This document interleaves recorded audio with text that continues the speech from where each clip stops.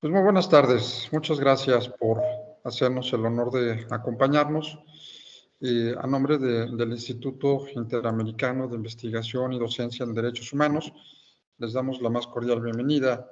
Muchas gracias por estar en esta importante sesión en la cual estamos pues aprendiendo, revisando, comentando, discutiendo sobre lo apasionante de la figura del juicio de amparo. En esta ocasión me da muchísimo gusto darle la más cordial bienvenida a un gran abogado, un gran investigador académico, eh, bueno, un gran conocedor del tema, el doctor Juan Jorge Olvera Reyes, amigo de muchos años y una persona con una gran trayectoria. Mencionaré que dentro de su formación y las actividades profesionales que ha desempeñado, ha sido Ministerio Público, ha sido juez penal, catedrático, autor del libro del Código Nacional de Procedimientos Penales, una visión pedagógica, miembro también de la Barra Mexicana de Abogados, propietario del grupo jurídico Olvera Reyes y Asociados. Él estudió la carrera en la Universidad Autónoma de Tamaulipas, en la Facultad de Derecho, y cuenta también con estudios de maestría en juicio de amparo dentro del sistema acusatorio y oral por el Instituto Superior de Derecho Penal. Y comentarle que por la gran labor que ha desempeñado por muchos años con una trayectoria íntegra como postulante, este instituto le otorgó el doctorado honoris causa en Derechos Humanos. Comentando con Jorge Olvera sobre la dinámica que teníamos en estas sesiones, pues agradezco mucho que haya aceptado estar con nosotros con su experiencia y en este caso hablar sobre una parte fundamental del amparo, que es la suspensión del acto reclamado. Así es que, bueno, pues sin más preámbulo, mi querido Jorge, muchísimas gracias por estar con nosotros. Te escuchamos con toda atención y bienvenido nuevamente.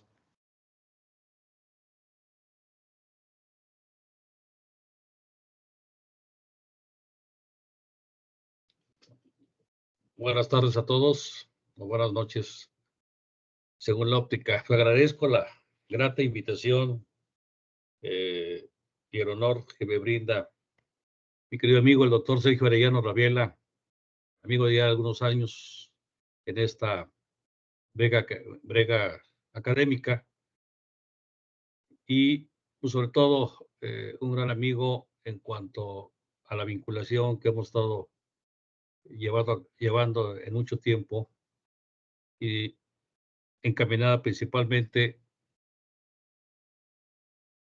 al conocimiento de los derechos humanos, del cual mi querido Sergio es un experto, es un maestro a quien admiro y respeto de manera muy perenne. Me invitó a hablar de ese tema muy en especial, que está muy de moda, la suspensión del acto reclamado, vinculado con el acto reclamado y con los conceptos de violación.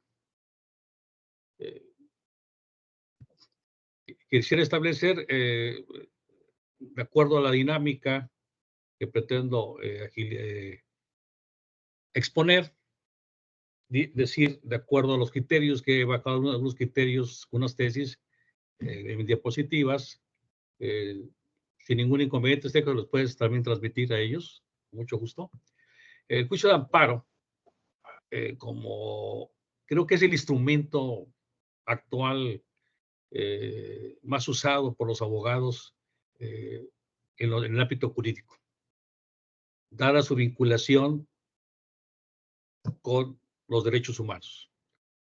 Precisamente se dice que el juicio de amparo permite combatir los actos de autoridad que se estimen violatorios de los derechos humanos reconocidos en la Constitución Política de los Estados Mexicanos y en los tratados internacionales en los que el Estado mexicano sea parte, habilitando a la autoridad judicial a verificar si existen o no tales violaciones y, en su caso, proveer la reparación adecuada y oportuna.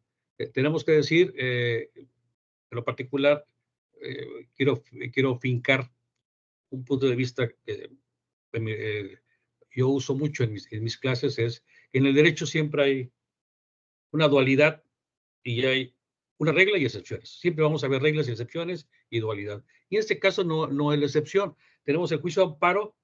Hay dos tipos de juicio de amparo, el amparo indirecto y el amparo directo. Voy por el primero, el amparo directo, por regla general, lo conoce un tribunal colegiado de circuito, es el que resuelve el juicio de amparo directo. Por excepción, lo puede conocer y resolver la Suprema Corte de Justicia o sus salas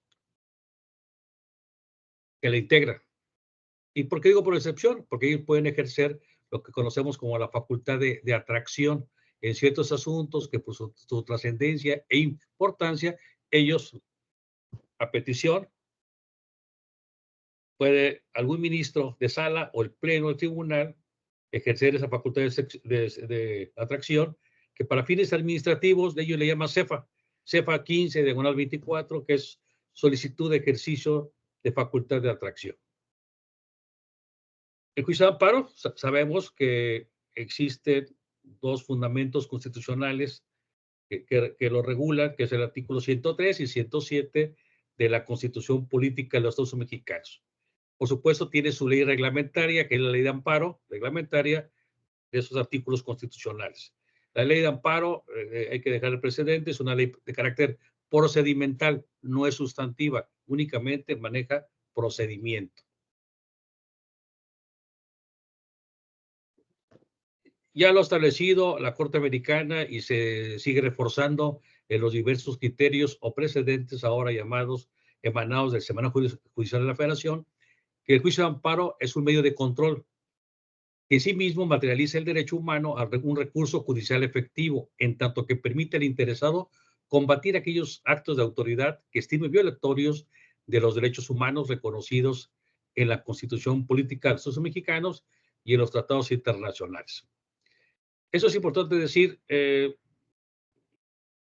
sin lugar a dudas, el ejercicio del derecho de acción instrumentado al gobernado para promover el juicio de amparo, pues se traduce en estadísticas muy importantes. Según el INEGI, en el año 2022 y 2023, el Poder Judicial de la Federación recibió más de 1.200.000 demandas de amparo. Van a imaginar la cantidad de trabajo que se tiene en los tribunales federales. Habíamos dicho esa dualidad de amparo directo y amparo indirecto. El amparo indirecto como medio de control, por regla general, lo conoce un juez de distrito, un juez federal. Por excepción, lo pueden conocer tribunales locales, por excepción.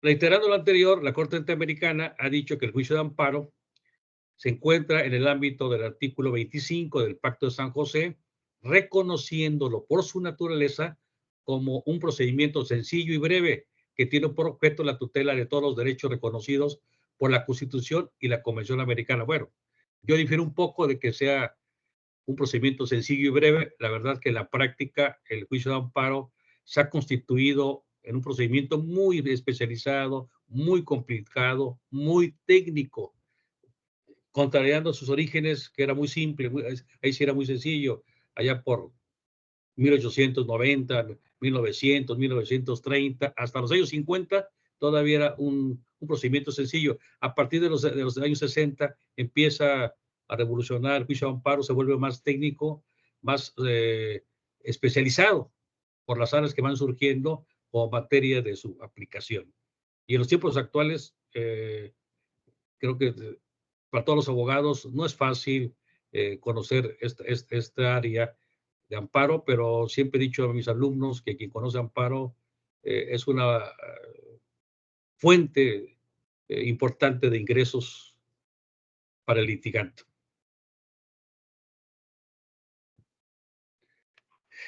Para reforzar nada más, nuestra Constitución Política de los Estados Unidos Mexicanos, que data desde 1917, para efectos de estudio se divide regularmente en parte dogmática y una parte orgánica, y como forma de protección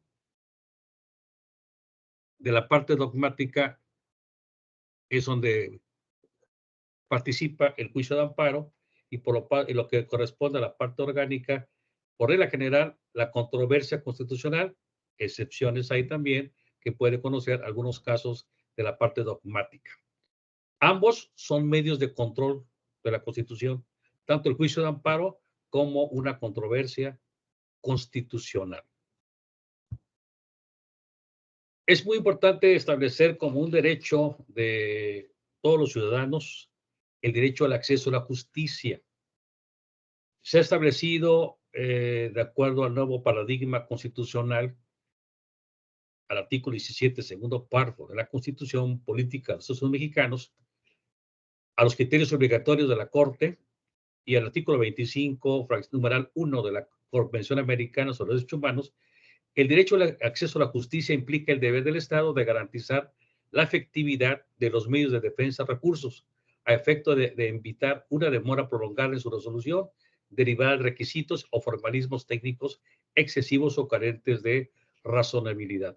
Esta afirmación sobre el derecho a la justicia, ahí tiene la diapositiva, es una tesis jurisprudencial publicada el día de hoy, precisamente en la mañana, en el Semanario Judicial de la Federación, en la cual creo que es muy importante para efectos del ejercicio del derecho de amparo, va concatenado con el derecho al acceso a la justicia y, por supuesto, la respuesta pronta, rápida y expedita de la autoridad. Ya entrando en materia, diremos que de acuerdo al diccionario de la Real Academia Española, suspensión se refiere a un acto o acción y efecto de suspender. ¿Y qué es suspender? Dice, detener o diferir por algún tiempo una acción o una obra. Esa es la parte del significado de la palabra suspensión y el acto como tal es suspender. La ley dice que la suspensión se decretará en todas las materias siempre y cuando, 1, la solicite el quejoso, y 2, no se siga en perjuicio al interés social ni se contravenga disposiciones de orden público. Aquí quisiera dejar otra vez la dualidad. En materia de amparo, por ejemplo, amparo indirecto, la suspensión se lleva en cuadernillo separado. El juicio de amparo se lleva en dos, el principal e incidental. Regularmente el incidental lo conocemos siempre porque su carátula es color rosa, ¿sí? Y ahí encontramos también dos temas. Cuando se inicia o se abre el incidente de suspensión, la que se otorga de manera primaria le llamamos suspensión provisional del acto reclamado. Luego se fija una fecha para una audiencia y la que se otorga ahí como consecuencia es una suspensión definitiva del acto reclamado. Entonces tenemos, cuando se inicia el amparo a petición de parte, se abre un incidente por separado y hay una suspensión provisional y luego encontraremos una suspensión definitiva del acto reclamado. La carátula de un expediente en materia de suspensión es de color rosa. Eso es así, ustedes litiguen en Oaxaca, en Tamaulipas. Creo que veo a mi buen amigo Julio César Martínez, un gran abogado de Tamaulipas, aquí de la zona.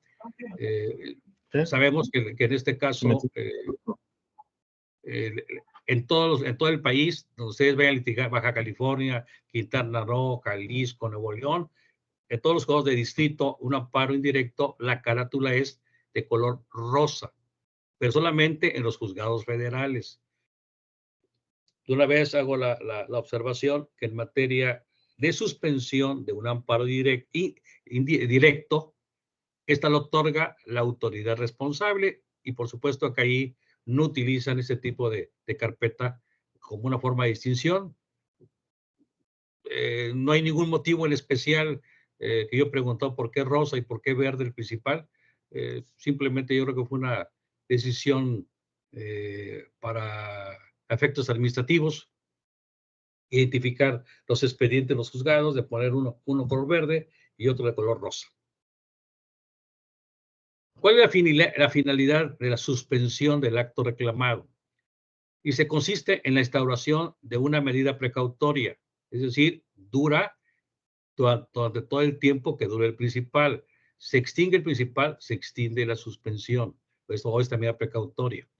Ante su urgencia, no se guía por el principio de audiencia previa para la tercera persona interesada, ni se otorga un plazo para ofrecer pruebas.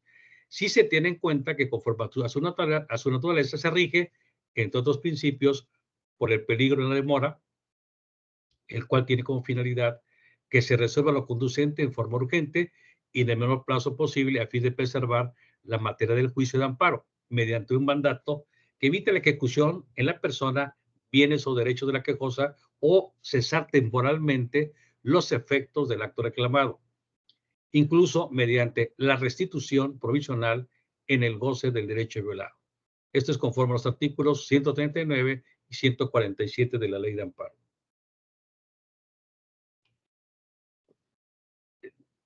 Yo en lo particular, en los últimos tiempos he utilizado mucho el amparo en materia de salud, ante las dificultades que tienen los pacientes en los distintos hospitales, y la autoridad federal, por lo menos en los casos que yo he planteado, por las omisiones en el servicio médico a los pacientes, sobre todo los de cáncer,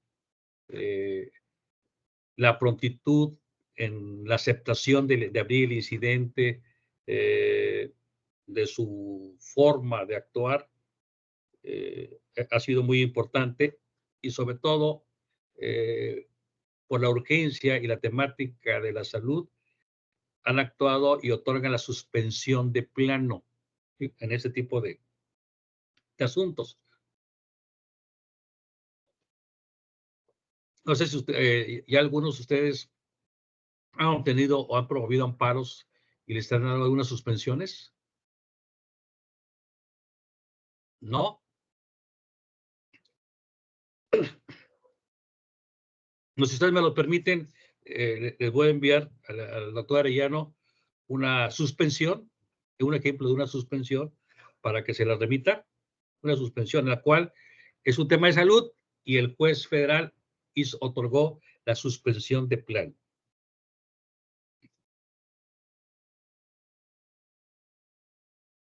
Ahí está, mi querido Sergio, para que se las transmitas a ellos. Sí, muchas gracias. Gracias. En este caso en particular, la autoridad judicial otorga una suspensión. Recuerden que la finalidad es preservar la materia, pero dice, en algunos casos se hace una restitución provisional en el goce del derecho violado. En este caso en especial, se otorga una suspensión a una quejosa. Dice, ahora bien, del análisis integral de la demanda, con un sentido de liberalidad y no restrictivo, se llega al conocimiento de que la parte quejosa señala como actos reclamados la omisión y negativa de brindar atención médica adecuada directa a la quejosa, con motivo de su padecimiento consistente en cáncer de cópula vaginal. Ante esas circunstancias, la autoridad federal argumenta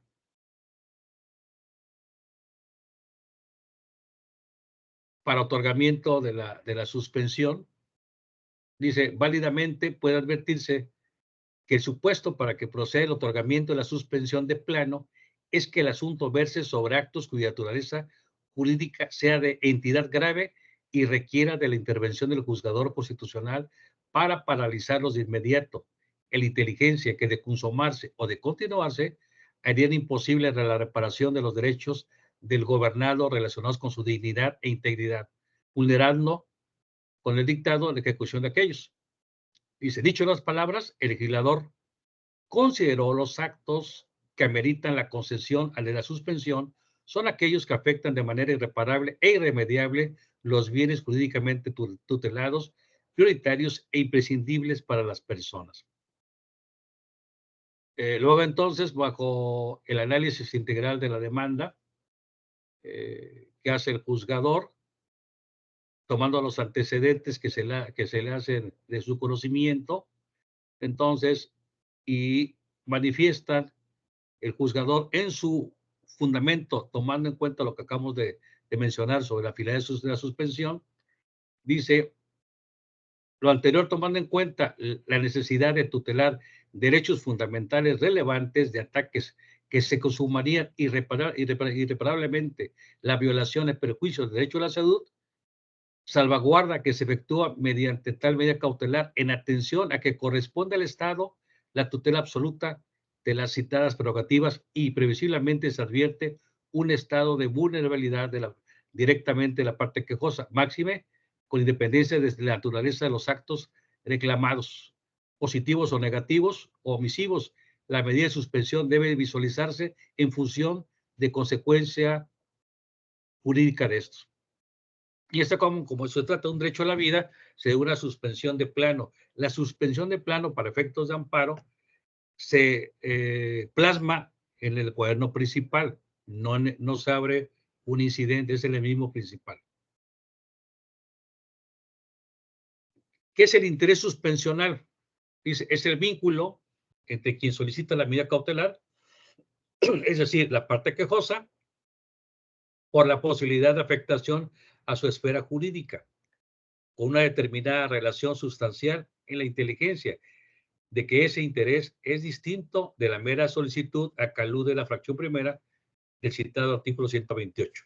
Pues esto únicamente debe entenderse como una condición para acceder a la medida cautelar, cuya existencia permite al juez de amparo analizar si se cumplen los requisitos a los que depende su otorgamiento.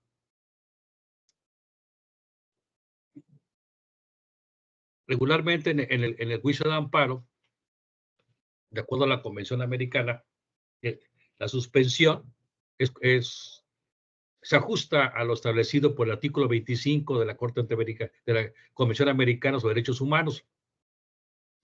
Sabemos que cuando se otorga, no hay audiencia previa a la parte tercera interesada, principalmente a la autoridad responsable. En los tiempos actuales tenemos que reconocer que el juicio de amparo se ha ampliado en su naturaleza, en su contenido y en las formas de accesar, que inclusive ya no solamente procede contra actos de autoridad propiamente dicha, sino contra actos de particular que tienen cierta vinculación con órganos de gobierno. Por ejemplo, contra un notario, contra una institución educativa que le han concedido a través del Estado el ejercicio de la educación. Ahora, contra las universidades particulares también proceden los amparos cuando no entregan el título en el tiempo razonable, entonces les puede presionar, como sucede en algunos casos, para que agilicen ese trámite de otorgamiento del título, aunque realmente el procedimiento depende más de la Secretaría de Educación Pública en su otorgamiento. También existe dentro del amparo la suspensión que se otorga en las controversias constitucionales. Estas tienen dos matices. Uno, primero, preservar la materia del juicio, asegurando provisionalmente el bien jurídico de que se trate para que la sentencia, que su caso declare el derecho de la parte actora, pueda ejecutarse de manera eficaz e íntegramente. Y en segundo lugar, prevenir el daño trascendente que pudiera ocasionarse a las partes de la sociedad en general, en tanto se resuelve el juicio principal, vinculando a las autoridades contra las que se considera cumplirla en aras de proteger el bien jurídico de que se trate, sujetándolas a un régimen de responsabilidades cuando se acata. Está hablando de la suspensión en las controversias constitucionales, que es un tema muy amplio, muy complejo y muy actual. Cuando el juzgador otorga la suspensión del acto reclamado en el juicio de amparo, y se debe analizar la procedencia de la suspensión solicitada por la parte quejosa, atendiendo a los casos particulares, es decir, analizando si se cumplen o no los requisitos para su otorgamiento o denegación. Si hay casos en que en algunas ocasiones el juez niega otorgar la suspensión del acto reclamado y para ese fin, bueno, hay recursos para poder impugnar y que se vuelva a analizar.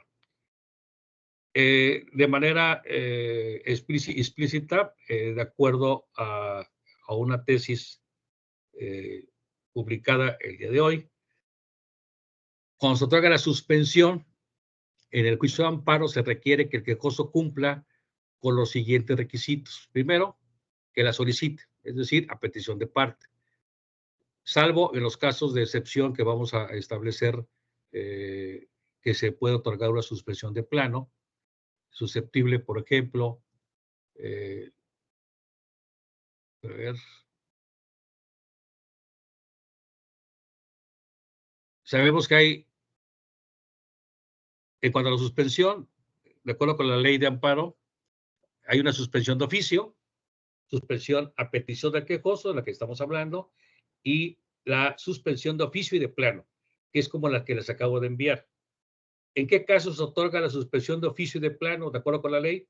En actos que impliquen el peligro de la privación de la vida, ataques a la libertad personal fuera del procedimiento, la incomunicación, la deportación, la expulsión, el destierro, otro muy común, la extradición, la desaparición forzada, la incorporación de alguna persona al ejército, arma o fuerza aérea. Esos son algunos casos en los cuales se otorga la suspensión de oficio y de plano, ¿sí? Y se abre de oficio simplemente con presentar la demanda y si el juez al observarlo ve que se trata de un asunto de extradición, pues él de manera oficiosa va a otorgar la suspensión, ¿sí? Pero también, digo, les decía, no en todos los casos se puede suspender. Hay, por excepción, la propia ley de amparo establece qué casos no se va a otorgar la suspensión, no va a ser, el acto reclamado no va a ser objeto como tal de suspensión. Algunas excepciones, dice la ley de amparo en el capítulo respectivo, cuando se trate de órdenes o medidas de protección dictadas de acuerdo a la legislación aplicable por una autoridad administrativa o jurisdiccional para salvaguardar la seguridad o integridad de las personas, contra normas generales, actos u omisiones del Instituto Federal de Telecomunicaciones, también contra normas generales, actos o omisiones de la Comisión Federal de la Competencia Económica, ¿sí? Por supuesto,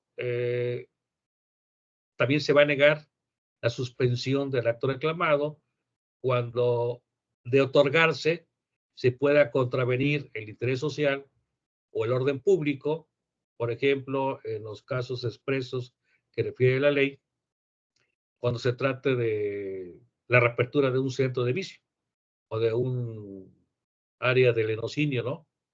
De establecimientos de juegos o de apuestas, cuando se trate de impedir la producción o el comercio de narcóticos, cuando se trata de la consumación o continuación de delitos. También algo muy particular dice cuando se trate de permitir el alza de precios en relación con artículos de primera necesidad o de consumo necesario, cuando se impide la ejecución de medidas para combatir epidemias de carácter grave o de peligro, como por ejemplo el COVID, cuando se impide la ejecución de campañas contra el alcoholismo y drogadicción. Son algunos de los casos en los cuales la suspensión no se va a otorgar. Por supuesto, temas actualizados como cuando se afecta intereses de los menores, cuando se impide el pago de los alimentos, materia de un embargo, por ejemplo, que el amparo lo promueve el deudor alimentista, son casos de excepción en la cual no se va a otorgar la suspensión del acto reclamado. Son algunos casos que la ley de manera determinada los fija como tal. El tema siempre importante que hace el juez es su análisis primario, es un análisis ponderado del caso bajo la apariencia del buen derecho. Por supuesto, cuando uno razonablemente tiene la idea de que el juez esté equivocado en su criterio a negarnos la suspensión del acto reclamado, pues procede el recurso de queja cuando se trata de amparo indirecto, en la que dice aquí, la ley dice las que concede o niegue la suspensión de plano o la provisional. Se puede también uno recurrirlas, ya sea a favor o en contra, o las que rehúsen fianzas o contrafianzas, dice aquí, admitan las que no reúnan requisitos legales o que puedan resultar excesivas o insuficientes. También, tratándose del autor responsable en vía de amparo directo, procede el recurso de queja, dice, cuando no se provea sobre la suspensión dentro del plazo legal, esto conforme al artículo 97, fracción segunda, incisos B y C de la ley de amparo, la que concede o niegue la suspensión, rehúse la admisión de fianzas o contrafianzas, admita las que no regulan los requisitos legales o que pueden resultar excesivas o insuficientes. También contra la resolución que decide el incidente de reclamación de daños y perjuicios. Por ahí, la primera sala de la Suprema Corte de Justicia, en la contradicción de tesis 43-2004, estableció sobre materia de suspensión, dice que la sociedad tiene el interés de que se persiga a los responsables de un delito y en adoptar medidas que juzgue convenientes para su propia conservación. El individuo, por su parte, como integrante de la sociedad, debe de gozar de la protección de leyes, principalmente en los actos que afecten la libertad personal. La libertad es un derecho sustantivo fundamental de las personas, tutelado por la Constitución, porque cualquiera de sus manifestaciones es un derecho inherente a la naturaleza del ser humano y después de la vida es uno de los sustantivos que mayor valor posee. ¿Por qué menciono este criterio jurisprudencial del año 2004? Porque en las últimas 2 semanas se han publicado unos precedentes con carácter jurisprudencial por los plenos regionales centro-norte, en la cual si alguien promueve un amparo contra una orden de aprehensión por delitos que ameriten prisión preventiva oficiosa, ya sabemos que hay directrices que en algunos tribunales se están manejando, que es inconvencional la prisión preventiva oficiosa, derivado de algunas sentencias emanadas de la Corte Interamericana de los Derechos Humanos. El caso García Rodríguez contra México es el más reciente, el año 2023, y dio pauta para que algunos juzgadores, tanto de primer grado como juzgados de distrito, como de segundo grado, colegiados, así han declarado que la prisión preventiva oficiosa es inconvencional y por lo tanto la alternativa que se recurre ahora es el análisis si procede o no la prisión preventiva justificada. Pero les decía lo interesante, un criterio en días pasados que se publicó es que cuando alguien promueve un juicio de amparo directo contra una orden de aprehensión derivada de un delito, sea de prisión preventiva oficiosa, se va a otorgar la suspensión, pero ya no solamente para el efecto, como regularmente lo hacían los jueces federales, de que se presente el quejoso ante la autoridad responsable. En caso que ahora lo haga el quejoso, no puede ser detenido, aún tratándose de un delito de prisión preventiva oficiosa, hasta que se resuelva el amparo. Esto ocasionó en muchas ocasiones que los jueces, como medida suspensional, obligaban al quejoso que se presentara ante el juez de control, por supuesto que dictaba medidas cautelares y la consecuencia de una autovinculación en ese inter se le informaba al juez de distrito y ¿qué pasaba? Pues el amparo se sobreseía por cambio de situación jurídica. Ahora con esta nueva vertiente, nueva interpretación que se hace del artículo 161, fracción primera del amparo, ya la autoridad federal, de acuerdo al criterio del pleno norte, no del pleno sur y centro, si alguien le otorga la suspensión contra un delito de prisión preventiva oficiosa de los previstos en el artículo 19 de la Constitución, puede ser violación, homicidio, abuso sexual, etcétera, no puede ser detenido hasta que se resuelva el amparo con motivo del acto reclamado, que sería la orden de aprehensión. ¿Cuáles son las características de la suspensión que se otorga en el acto reclamado? Dice, es instrumental porque está en estrecha vinculación con el trámite del juicio de amparo. Ya habíamos mencionado como una base que la ley de amparo es una ley adjetiva, únicamente habla de procedimiento. Es muy importante, por ejemplo, cuando se formulan las demandas de amparo, precisar bien el acto reclamado. Para mí ese es el punto principal de la cual yo parto. Precisar bien el acto reclamado, luego precisar bien los hechos en la demanda. Recuerden que por disposición legal, cuando uno manifiesta los hechos, deben manifestarse bajo protesta de decir verdad. Acto reclamado, precisarlo bien, los hechos, delimitarlos y consecuentemente en los conceptos de violación, vaciar los agravios, materia del fondo del asunto y en su caso, los que pueden ser materia en la suspensión. ¿Sí? Por eso los abogados, cuando se vacían los conceptos de violación, por ejemplo, la demanda principal, y que van a estar estrechamente vinculados con la suspensión, pues uno puede utilizar no solamente la Constitución, que es ahora hay que agregar por su uso ya más implícito, el derecho convencional, las decisiones de la Corte Interamericana, que la cual México esté implícitamente vinculado por ser demandado, las decisiones de otros asuntos de la Corte Interamericana de Derechos Humanos que sirven de un modo orientador para los juzgadores, la doctrina, los precedentes, pues son temas que podemos utilizar tanto en la suspensión como en el amparo principal. También dice, tiene un carácter provisorio, porque el acto se paraliza mientras dure el juicio. Ya habíamos dicho aquí en ese sentido. Si se extiende el principal, se extiende el incidental. Entonces, la suspensión va a durar durante todo el trámite que dure el principal. Es decir, hasta que no concluya con una sentencia ejecutoriada en el estudio principal, no se extingue la suspensión. Yo he tenido casos muy interesantes, la cual he planteado, por ejemplo, en materia penal, y mientras me han otorgado la suspensión, en algunos jueces no piden ninguna garantía, la otorgan de plano, ¿no?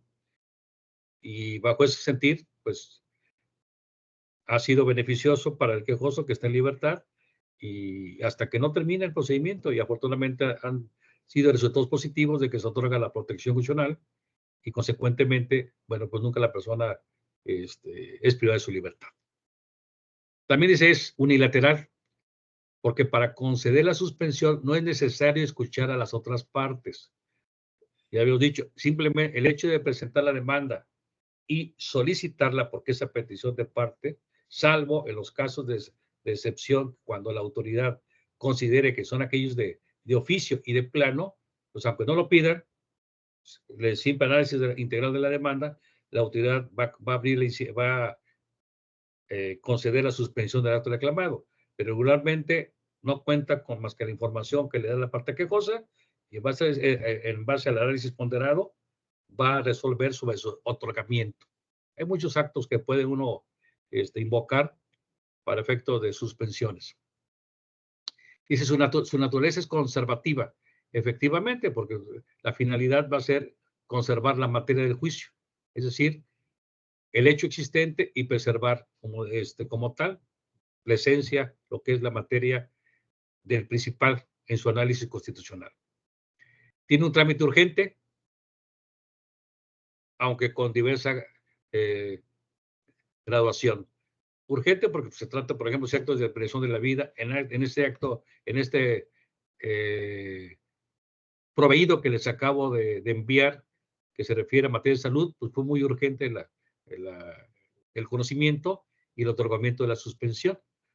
También es modificable, sí, dice de manera casuística excepcional, por la misma autoridad que emite la resolución, que la concede o la niega, sin necesidad de que medie recurso alguno. En el caso de suscitarse un hecho superviniente o cuando se resuelve en momentos distintos a la suspensión definitiva. También es importante recalcar, no necesariamente al presentar una demanda de amparo, yo puedo pedir en ese momento la suspensión. No hay tiempo para poderla solicitar. Puede admitirse la demanda de lo principal y ya si se considera, lo puede pedir uno en el desarrollo del procedimiento constitucional, la suspensión del acto reclamado. No tenemos un parámetro de que si no lo hice al inicio o a la parte intermedia ya no lo puedo hacer, no. Queda abierta la posibilidad.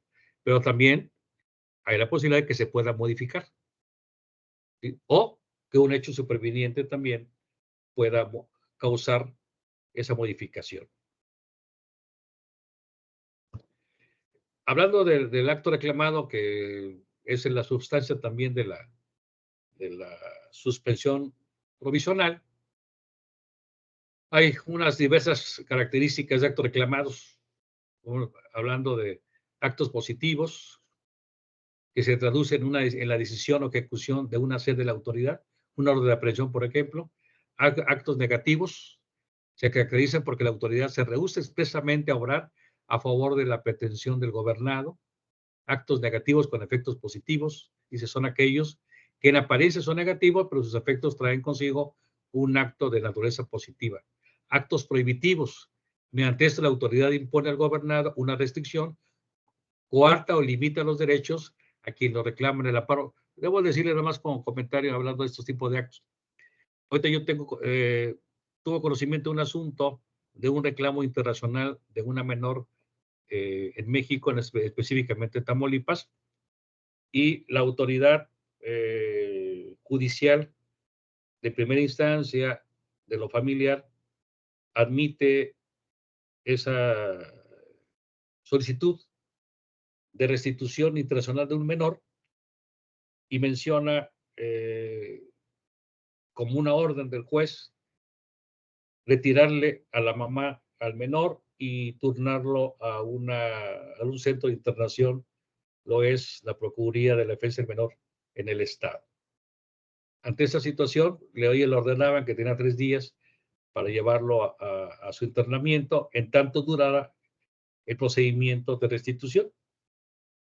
Con tal motivo, hablando de los derechos del menor, yo prohibí amparo indirecto y el juez suspendió esa acción de pretensión de que se fuera llevado el menor a ese centro de internamiento y, como consecuencia, ordenó que se dictaran acciones menos lesivas en torno a la decisión de la autoridad judicial de que fuera internado en un lugar en el cual los menores, la Procuraduría de Defensa del Menor los interna. Consecuentemente, a raíz de esa suspensión y que se otorgó la protección constitucional, el juez de primera instancia pues determinó, para no violar los derechos del menor,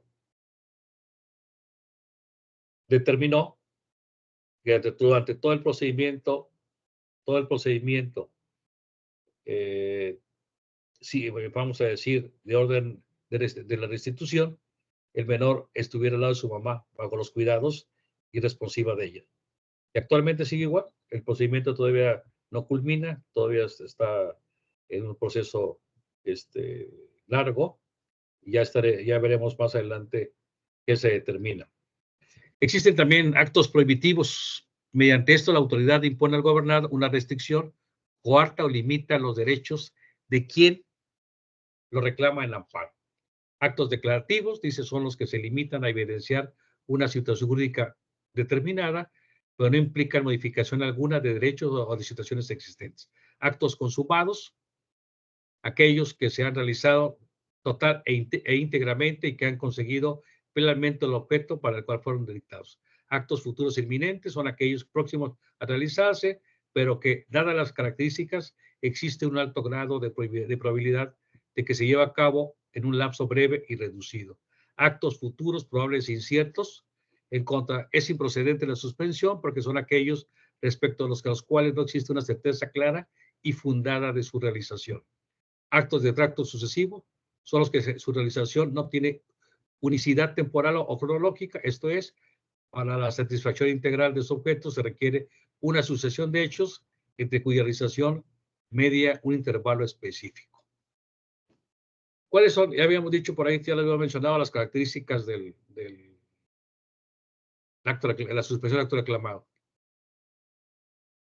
Vamos a hacer una pausa ahí, Miguel Sergio, para que si alguien quiere hacer alguna pregunta sobre el tema, con mucho gusto.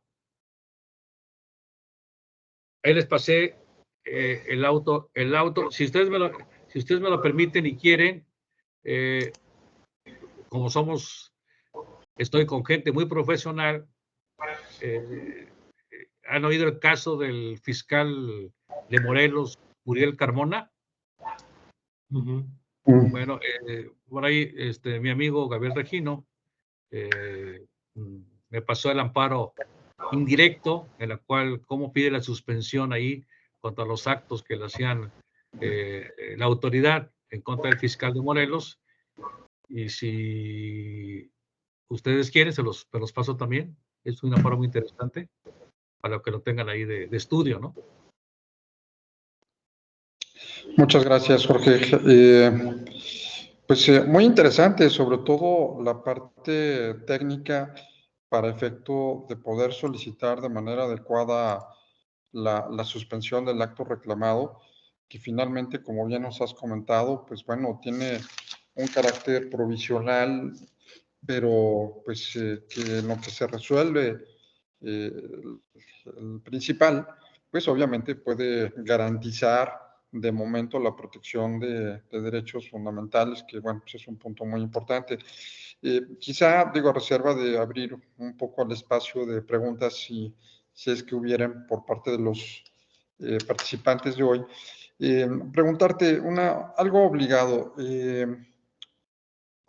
¿Cuál sería en tu experiencia los elementos que debemos de cuidar mucho para que finalmente el juzgador entienda esa violación, más que vamos a hablar de derechos fundamentales, me quiero ir más amplio, derechos humanos, bajo todo el esquema que hoy nos obliga el control de convencionalidad, pero ¿cuál crees que sea el elemento, tú que has sido juez inclusive, que ahorita, bueno, en tu experiencia como abogado postulante, qué es lo que debemos de tener cuidado nosotros al momento de interponer una demanda de amparo para que sí nos concedan la suspensión, para que el razonamiento que hagamos verdaderamente se vea que estamos procurando que se proteja, que no se vulnere un derecho humano?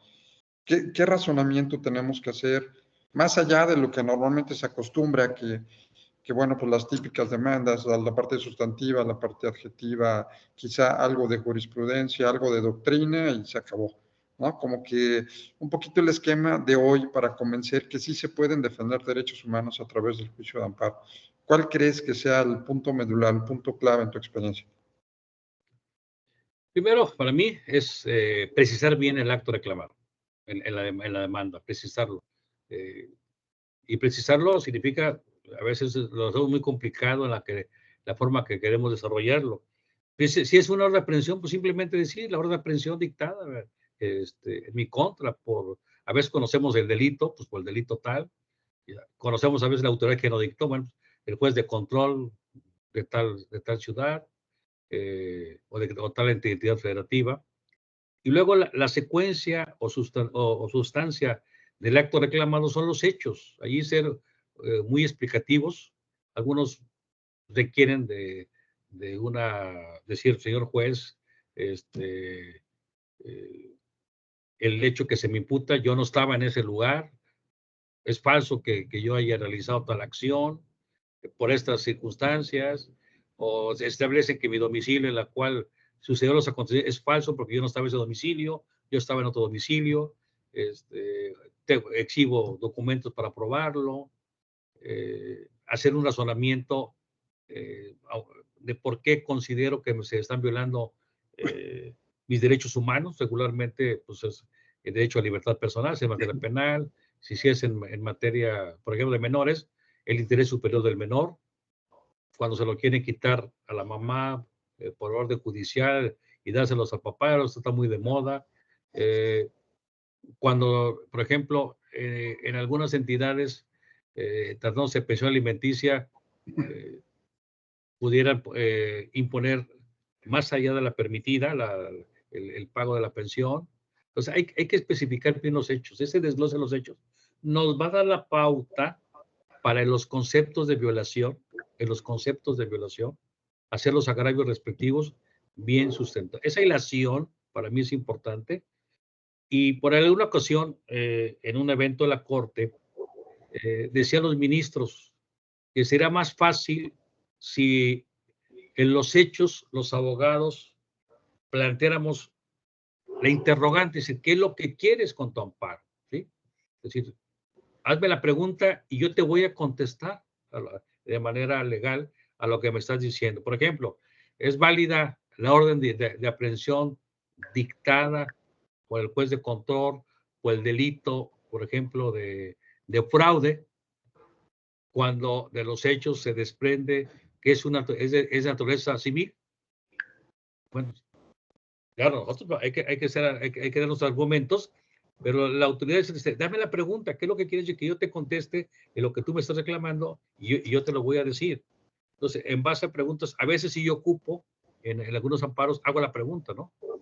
Que quede plasmar una o dos o tres preguntas y que la autoridad me los vaya respondiendo para hacer el análisis de la constitucionalidad del acto reclamado, ¿no? Obvio, Sí, ahora para mí es muy, muy indispensable utilizar los ordenamientos internacionales que regulan también la Corte Interamericana, sus decisiones, sus sentencias, que a nuestro país ahora cada día les influye, aunque todavía muchos están eh, pues poniendo trabas o no creen que el sistema interamericano está inmerso en las decisiones judiciales. Claro que sí. Desde que México aceptó el Pacto de San José, hasta ahora, bueno, estamos dando cuenta de la importancia del sistema interamericano de derechos humanos, pero ya se ha establecido los jueces de todos los índoles administrativos, laborales, penales, familiares, forman parte del sistema interamericano de los derechos humanos. La misma Constitución lo establece. ¿Cuál es la ley suprema del país? Dice la Constitución y los tratados. ¿Sí? Y los tratados. Entonces, los jueces también están obligados a conocer el sistema interamericano y aplicar, en algunos casos, aunque no se les invoque, ellos lo pueden hacer. ¿Sí? Y hay claro. jueces que de manera de veras muy acertada en sus decisiones vinculan mucho las decisiones en la cual México ha sido demandado y ha sido sentenciado por la Corte Interamericana, y algunas otras que son orientadores, que aunque nuestro país no participe, pero son de tal magnitud su importancia que las pueden utilizar en sus decisiones judiciales, ¿no? Entonces, o sea, realmente el amparo en su concepción ahora es muy técnico. Sí, claro. Y algo que dices que es bien importante, no sabemos redactar. O sea, no sabemos cuando se trata de los hechos, no somos claros, no tenemos a lo mejor esa experiencia de expresar realmente lo que sucedió de manera clara para que el juzgador pues pueda entender cuál es la problemática y que le demos Bueno, las herramientas necesarias, ¿no? tú eres un experto y eso lo sabes, y lo sabes muy bien, que la parte sustancial de los abogados es saber argumentar. ¿Sí? Y Claro. eso a veces es donde nos falla la forma, pero hay que argumentar con hilación. Ahora se usa mucho la lógica, ¿verdad? De manera lógica y secuencial, la forma en que desglosamos los acontecimientos, materia de nuestro análisis, ¿no? Así es. Sí, efectivamente. Sara, adelante, te escuchamos, por favor. Hola, buenas noches. Me queda una duda. O sea, ahorita que decías esta parte como de plantear el cuestionamiento de para qué lo quieres, ¿no? O sea, o qué es lo que pretendes lograr. Por ejemplo, hay materias en las que por ley no puedes como hacer tanto ese tipo de cuestionamiento, ¿no? O sea, pensando, por ejemplo, en materia de transparencia, que tú no puedes preguntar para qué lo quiere. ¿no? Entonces, o sea, ahí donde quedaría Bueno, esta parte bueno, del actor reclamado. sí, lo que pasa es que, por ejemplo, Sara, yo lo planteo mucho en el tema de los hechos, no en el acto reclamado.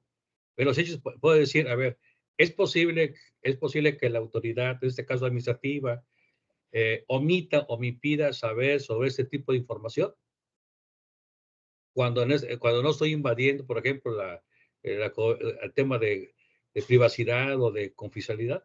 Tú puedes hacer la pregunta, nomás es el enfoque que tú le quieras manejar para obtener la respuesta que tú quieres. No solamente es argumentar, es que me están violando el artículo 14 o el 16, toda vez que la autoridad administrativa no funda ni motiva su decisión. O sea, no solamente manejar ese tipo de argumentación. Yo le decía, lo que a veces pide el juzgador, y sobre todo lo oí de un ministro de la Corte, dicen, si nos hacen preguntas de qué es lo que se te ha violado, qué es lo que ha sido omiso la autoridad, qué es lo que lo que tú sientes que se está vulnerando, es más fácil responderte, ¿sí? A que simplemente es que me causa agravio que el hecho que la autoridad no haya fundamentado y motivado de manera adecuada su proceder, y entienda, y a veces ocupamos tanta doctrina y que ya lo sabe la autoridad, es que la autoridad no fundó ni motivó y entiéndese por motivación esto, y entiéndase por sustento lo anterior. O sea, hay muchos temas que ya no tenemos que mencionarlos en los agravios, porque ya lo sabe la autoridad, ¿sí? Son doctos en el conocimiento de amparo, entonces pues a veces repetimos cosas como diciendo, es que motivar significa esto, es que fundamental significa aquello. O sea, ya son temas que ellos lo saben. O sea, nuestra forma de argumentar debe ser más puntual en los hechos materia de lo que se te está vulnerando.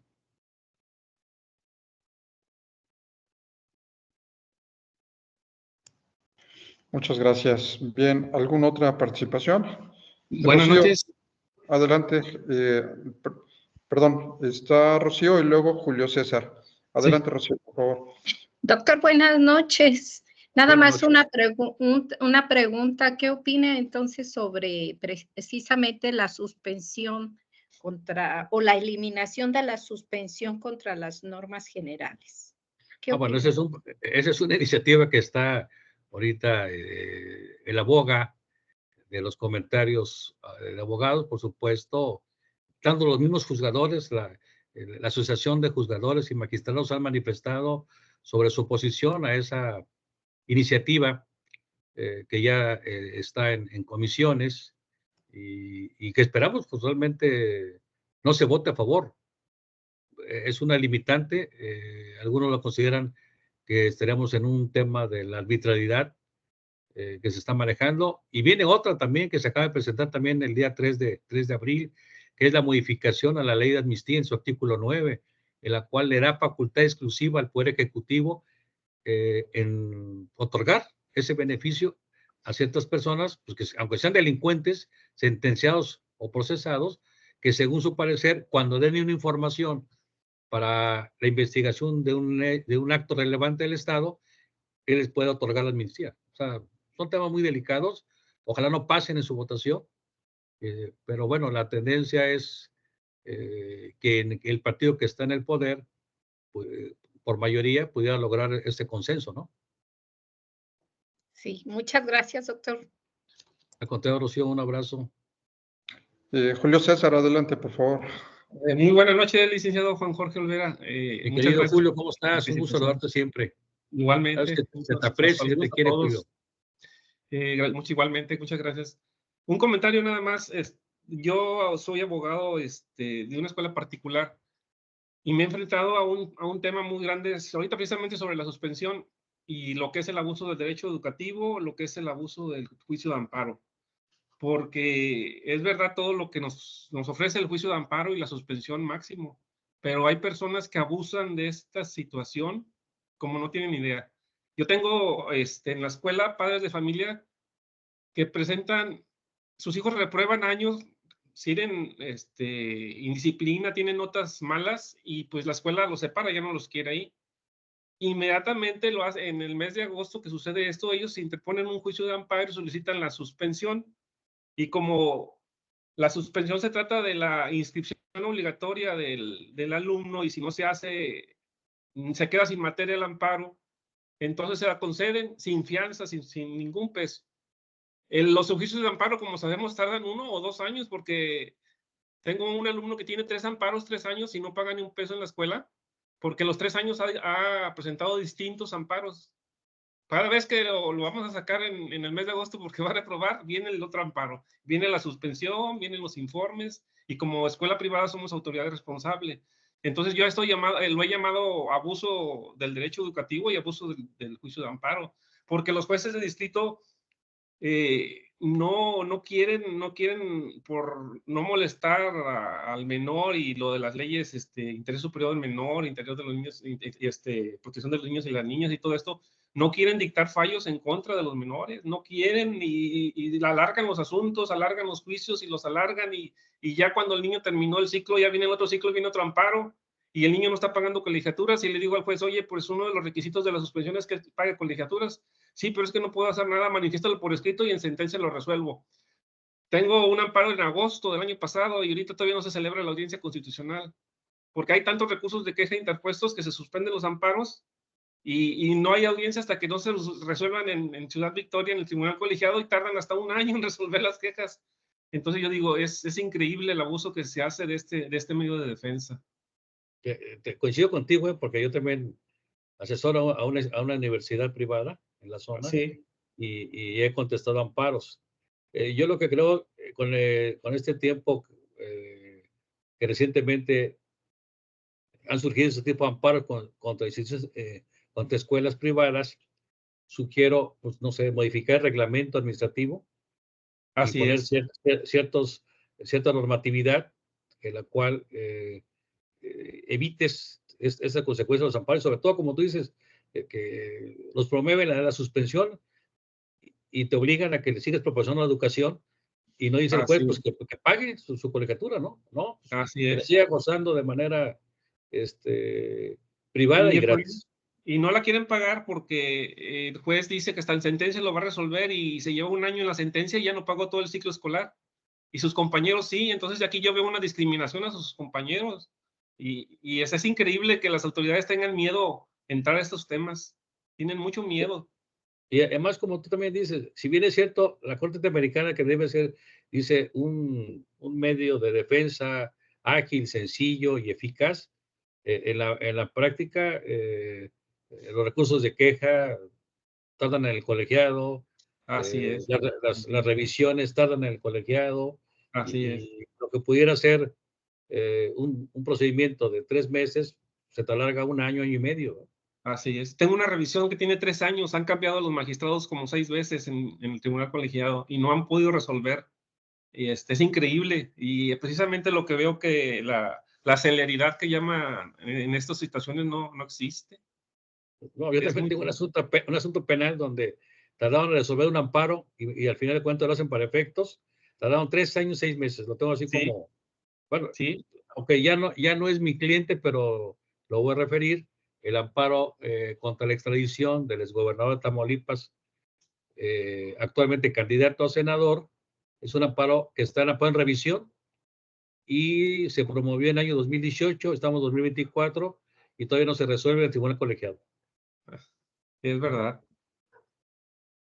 Eso es en la práctica, pues sabemos que hay muchos recovecos, ¿no? Sobre Sí, hay mucho meter amparo y también hay una especie de un exceso de resguardo del juzgador cuando se trata de menores. Exactamente, exactamente. Pues sí, vamos, aquí la idea es de prepararse uno cada vez mejor para poder ofrecer menos argumentos como se está manifestando aquí y poder echar abajo sus amparos. Es claro que sí es. Así es. Muchas gracias. Claudia, adelante, por favor. Sí, gracias, maestro. Para el abogado de la escuela, bueno, no han pensado, o seguramente han pensado, no dar calificaciones a los niños, ¿no? O no pasarlos de año o cosas así, ¿no? Sí, no los pasamos de año, pero en agosto que entran el 28 de agosto de cada año, entran con un amparo y me lo van y me lo notifican y hay que darles acceso, pero oye, no has pagado, no, nos debes 2 años, debes, un alumno de 18 materias y debe 2 años de cuotas. Y el juez de distrito ordena que lo recibamos y que lo pongamos en los patrones de inscripción. Y los otros 2 amparos anteriores no se han resuelto, es lo que le comento, de lo que tardan en Ciudad Victoria, están en revisión. Y ahorita viene el ciclo escolar, se termina en junio y en agosto entran otra vez. Y ya le queda 1 año a ese alumno ahí para terminar preparatoria.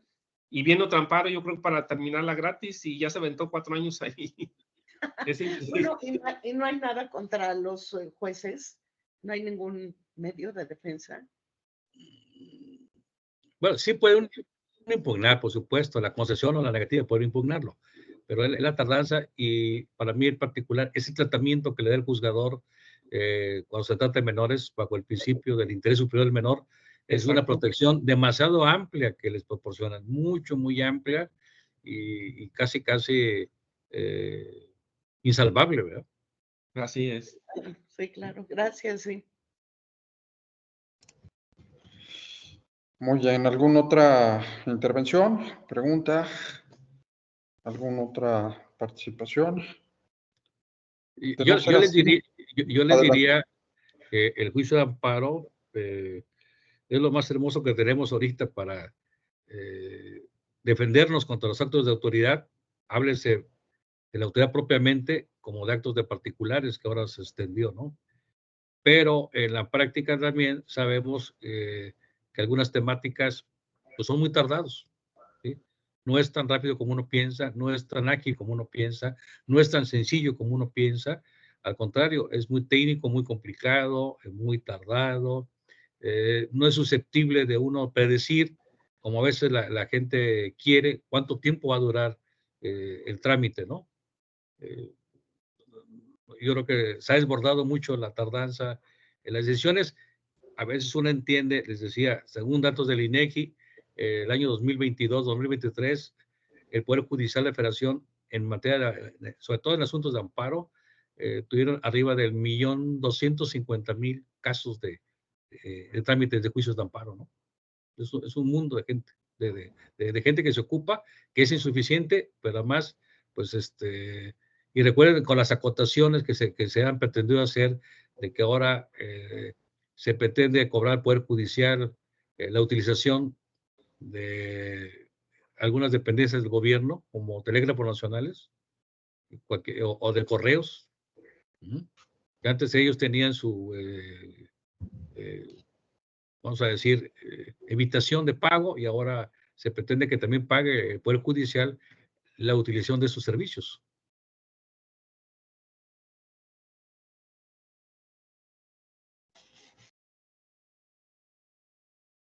Muy bien, no sé si... Sí, Claudia, adelante. Sí. Oiga, doctor, y bueno, si se observa 1.250.000 casos, ¿no podrían hacerse como que uno llegara a los juzgados y que, a ver, si tu trámite, tu amparo se trata de Conagua, pues en este lugar, si se trata de lo que sea, no, si se trata de homicidio, acá y acá. Entonces, como que ir separando y luego ya por bloques, no hacerlo de manera individual, porque eso ya no debería de existir, yo digo. No, de que nada más el que se ampara es al que se le resuelve. Eso, yo creo que ya somos demasiados como para eso, ¿no? Yo le diría, por ejemplo, las estadísticas de este año del Poder Judicial de la Federación, para efectos de recepción y conocimiento de los asuntos que le corresponde, actualmente dice existen 49.670 personas que trabajan en los 919 órganos jurisdiccionales del Poder Judicial. O sea, cerca de 50.000 personas, ¿no? Sí, claro. A veces podemos pensar que son muchas, pero a veces podemos pensar que son pocas, ¿no? Pues sí, pero yo creo que debe de haber alguna política administrativa para evitar todo eso, ¿no? Bueno, creo yo. Digo, claro, Sí. cada caso es un caso, pero debe haber generalidades, ¿no? Sí, yo le decía, por ejemplo, escuché hace un mes a un juez federal que él decía, de acuerdo a la dinámica que les dejó el COVID y se acostumbró, es que él al juzgado de distrito solamente va una vez a la semana. Los demás, todo el trabajo lo hace en su casa. Por supuesto, utilizando ahora la firma electrónica. Dice que él trabaja más en su casa porque pero está en su casa trabajando y solamente cuando hay necesidad de alguna derecho de audiencia que pide algún quejoso o un abogado o algún conflicto de decisiones administrativas en el juzgado, acude al mismo, pero dice gran parte de su trabajo lo hace en su casa, casi no va al juzgado federal.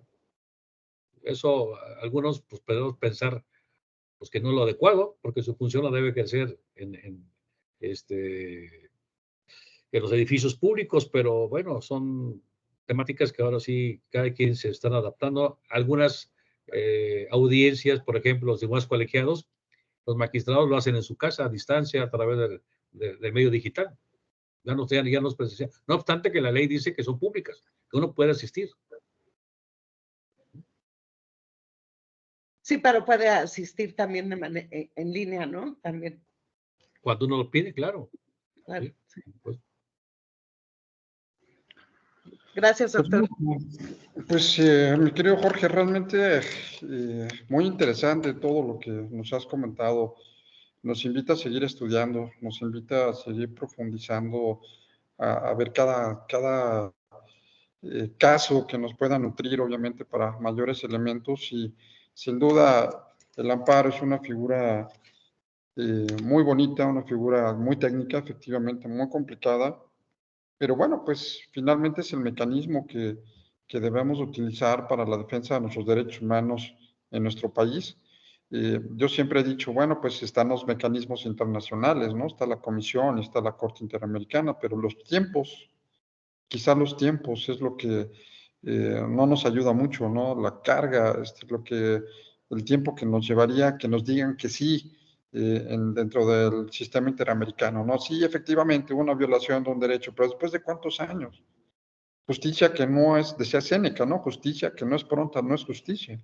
Entonces, pues bueno, necesitamos, creo yo, de manera integral, jueces y abogados, hacer esta mancuerna para que prosperen los amparos en base a protección y a la defensa de los derechos humanos y bueno, pues esa es nuestra labor de seguirnos preparando. Muchísimas gracias, mi querido amigo, por haber estado esta tarde con nosotros. No, para mí es un honor y agradezco mucho la invitación y sobre todo por estar en compañía de magníficos abogados y siempre los felicito porque viernes en la tarde o los sábados estudiar, pues siempre es muy valioso y es muy reconocible, ¿no? Yo los felicito y para mí ha sido un honor participar el día de hoy. Muchísimas gracias, Jorge. Muchas gracias. Muchísimas gracias. A todos, a todas por acompañarnos. Esperemos que no sea la última vez, mi querido amigo, que podamos seguir. Así es. Con mucho gusto. Y nomás sí me gustaría escucharlo otra vez, licenciado. Sí, No, claro que siga con estas prácticas que son muy interesantes. Muchas gracias, doctor. Enhorabuena. Y además le pediría a mi querido amigo